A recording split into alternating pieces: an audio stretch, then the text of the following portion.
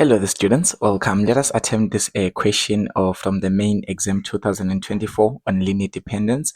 For 7 points, it says, given that the vector u is 1, 2, 3, and vector v is 4, 5, 6, and vector w is 7, 8, 9, and these vectors are all column vectors having real numbers. They are found in this kind of this subspace, or you can say this vector space of real numbers in a column.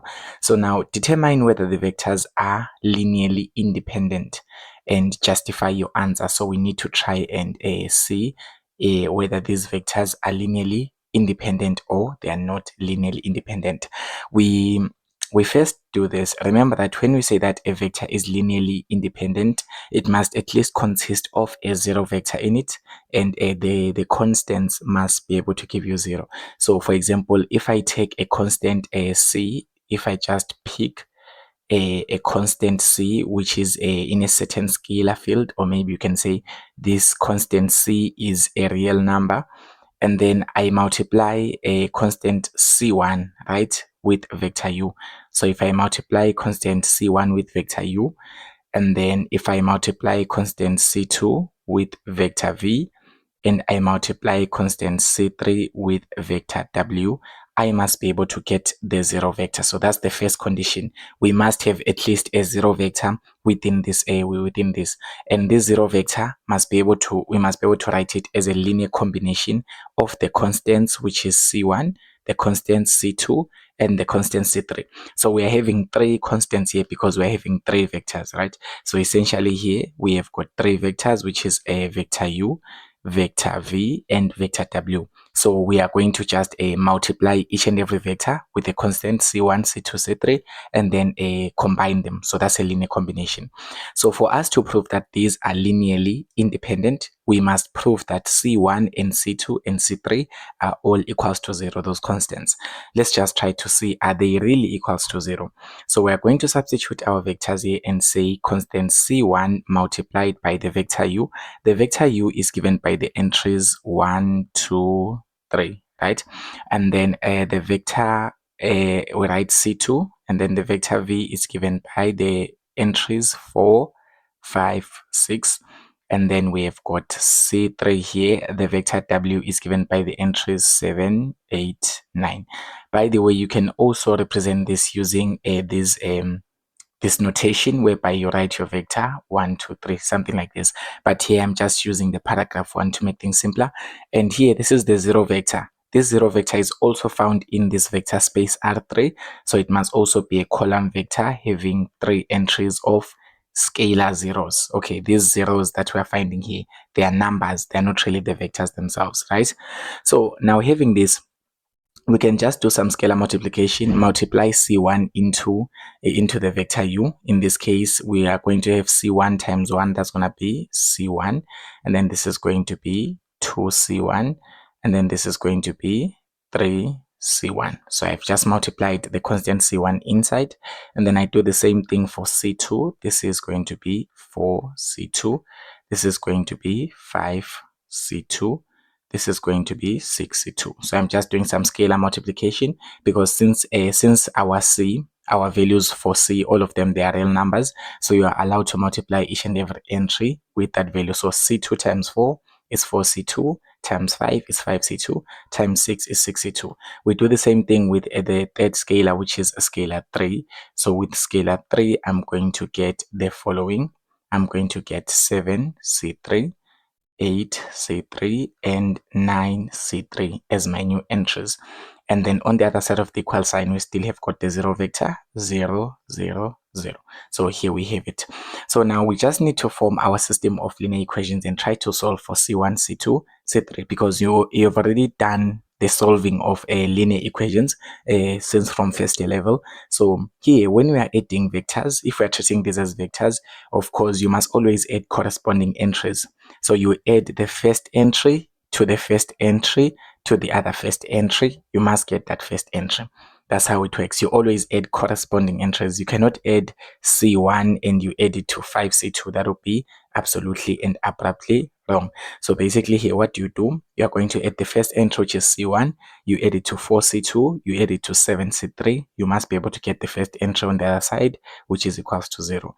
So if we do just that, this is going to be C1 plus 4C2, then this is going to be plus 7C3, must be able to give us 0. This 0 is no longer a vector, by the way. So that's the first equation, or that's our row 1.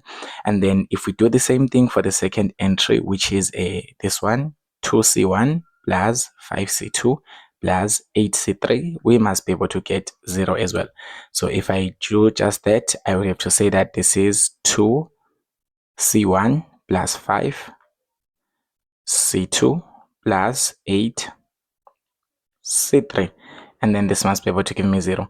Similarly, I'll do the same thing for the last entry, which is 3C1 plus 6C2 plus 9C3. I must be able to get 0 as well. I'm adding corresponding entries, by the way. So this is going to be 3C1 plus 6C2 plus 9C3. I must be able to get 0.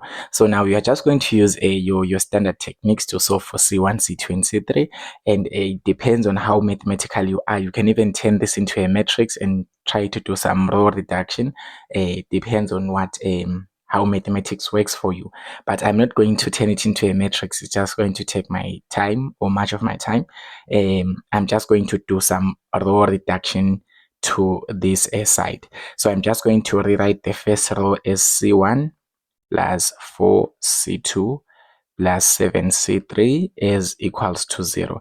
And then the second row, which is 2C1 plus 5C2 plus 8C3, I'm going to do some row reduction on it. So using Gauss's elimination method, I'm just going to say I multiply a negative multiplied by -2 times row 1 plus plus row 2. If I do -2 times row 1 plus row 2, essentially I'm just going to eliminate this positive 2C1. So I'm using Gauss's elimination method. So the C1 part is now 0. And then if I say -2 times 4C2, that's going to be -8C2 plus 5C2, I'm going to get what? I'm going to get -3C2. So this is going to give me -3C2. And then if I do the same for the 7, this is going to be -2 times 7C3, that's going to be -14. -14 plus 8, that's going to be -6. So it's going to be -3C2 minus 6C3. This is the same thing as doing a row reduction. For the 0 side, it doesn't matter. -2 times 0 is 0 plus 0 is just 0. It keeps on becoming the same thing. So I've done some Gauss's elimination method to eliminate the C1 from equation number 2, or from row number 2. So this is row 1, row 2, and row 3. So I will do the same thing again and to reduce this row 3. I want to eliminate this 3C1. So I'm still going to use the same rows. I'm going to take row 1 and multiply it by -3. So this is going to be -3 times row 1 plus row 3. So if I say -3 times row 1 plus row 3, I know that if I say here -3 times C1, I'm going to get -3C1 plus 3C1 is just going to be 0. And -3 times 4C2, that's going to be -12. -12 plus 6C2, that's going to give me a -6C2. So this is going to be -6C2, and -3 times positive 7, that's going to give me -21C3. -21C3 plus 9C3, that's going to give me a -12C3. Okay, so it's just -21, and then I'm going to add 9 to that. That's going to give me -12C3. And then this is equals to -3 times 0 is just 0, plus 0 is still going to give me 0. So I've done some row reduction and I've eliminated the C1 part of this system of linear equation. You can also do this thing using a matrix as well. Still going to give you the same outcome. Okay, so now if I take now this part that I'm having, I want to now eliminate C2. Maybe let's just say I want to eliminate C2 from row 3, maybe. So I'm just going to take this system of linear equation once again and rewrite it. This is C1 plus 4, C2 plus 7, C3 is equals to 0. That's the first row. I didn't change it. And then let's just say I don't change the next row. Let it remain as negative 3C2. Negative 6C3 is equals to 0. Now I want to just eliminate the third row. I want to eliminate this negative 6C2. So I can just do the row operation whereby I can just say, so at row number 3, I want to do something like negative 2, row 2 plus row 3. Okay, if I say negative 2 times negative 3 here from row 2, that's going to give me positive 6, and positive 6 plus 6 is 0, so I've eliminated a 6C2. So essentially this is going to be 0 for C2. And if I do the same, negative 2 times a negative 6C3, I'm going to get positive 12C3, and this positive 12C3 plus this negative 12C3 from row 3, that's still going to give me 0. So on the right hand side, I have 0C2 and 0C3. So it's just 0. And then this is equals to. On the other hand, if I do the same operation, negative 2 times 0 is 0, plus 0 is just 0 as well. So this is giving me something like 0 is equals to 0. And we know that this is a logical expression that tells us that this is a true solution. And once it's a true solution, following 0 is equals to 0, it simply means that there's infinitely many solutions here. So when you say that there are infinitely many solutions, simply means that we don't really have a unique or a specific solution. Simply means that the z, or along the z-axis, the value of C3, all values of C3, all real numbers, they are solutions to this system. All real numbers of C3 are a solution. So I can now just take this and say, therefore, I will let C3. So I will let C3 be equal to T, whereby T is an element of real numbers, to show that we're having an infinitely many solutions. So C3 is equals to T. So this is more like, it's known as a free parameter in other ways. Okay.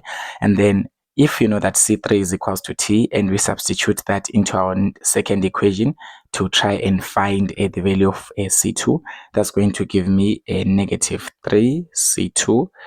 Let's just rewrite it. So negative 3C2, and then this was minus 6C3 is equals to 0.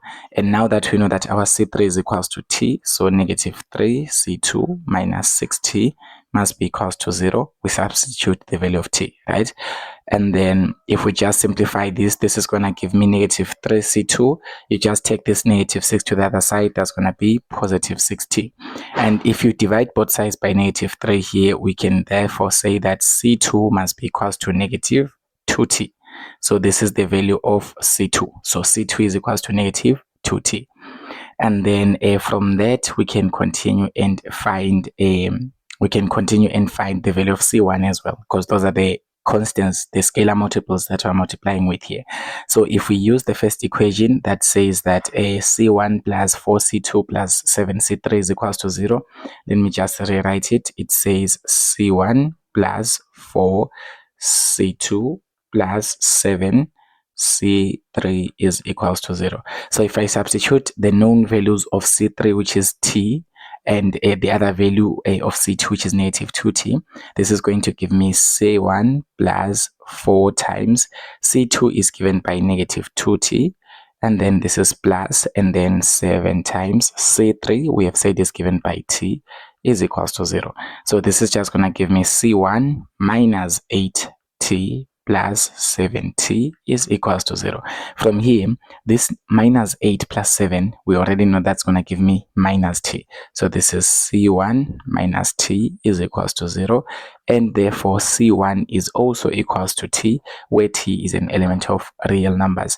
So we already solved out our constants, and we found that this is an infinitely many solution, and the value of C1 is T, where T can be any real number. Remember that the real numbers are actually coming from negative infinity all the way to positive infinity. So we're talking about any real number, such as a negative 100 is a real number. So the value of T can be negative 100. The value of T can be positive 120. The value of T can be 1 million, whatever. But as long as that it's a real number, it suits to to be able to be the constants. And remember here, what is our C3? Why did we even solve for C1, C2, C3? It is because for it to be, for the system, or for a set of vectors, U, V, and W, for them to be linearly independent, the constant C1 and the constant C2 and the constant C3 must all be equal to 0. Okay, all of them must be able to equal to be 0. All right, and in this case we've already solved out and we found out that C3 is equals to T, and T can be any real number. Any real number doesn't really imply 0, so essentially this system cannot be linearly independent, right? Because basically for us to have a linearly independent set of vectors, we need to have the constants that are making the linear combination. Okay, these constants making the linear combination C1, C2, and C3, all of them, they must be equals to 0. So once you solve your system of linear equation and you find out that they are not equal to 0, it means that it's not linearly independent. So essentially, you can just therefore conclude and say that this system is not linearly independent, because the question says determine whether the vectors are linearly independent. So if it's not linearly independent, it's linearly dependent. Okay, so therefore this system is, you can say it's not linearly independent, or you can say it's linearly dependent. It's linearly dependent. All right, it's linearly dependent. So there are many meanings of linearly dependent. Simply means that you can express one of these vectors in form of the other two vectors or something like that. But basically, this is a linearly dependent. That's your justification. Your justification here is just saying that the value of C1, the constant, and C2 and C3, all of them, they are not equal to 0. Okay, because those constants must be equal to 0. So in other ways, whenever it is a linearly dependent set, it means that I can express one of the vectors within the set as a linear combination of the others. Yes. Now you can try and express them on your own time, but basically the fact that the constants are not equal to 0, it means that I can be able to express W as a linear combination of a constant 1, maybe let's just say a constant D1 and vector U, plus a constant D2 and vector V. I can be able to express a vector within the system, right? A vector within the set is a linear combination of the other vectors excluding itself. All right. So you can now try to solve if you want to see, but basically we've already answered the question here. So thank you so much for watching, students. Don't forget to subscribe to the channel. Tell your friends to also stay tuned.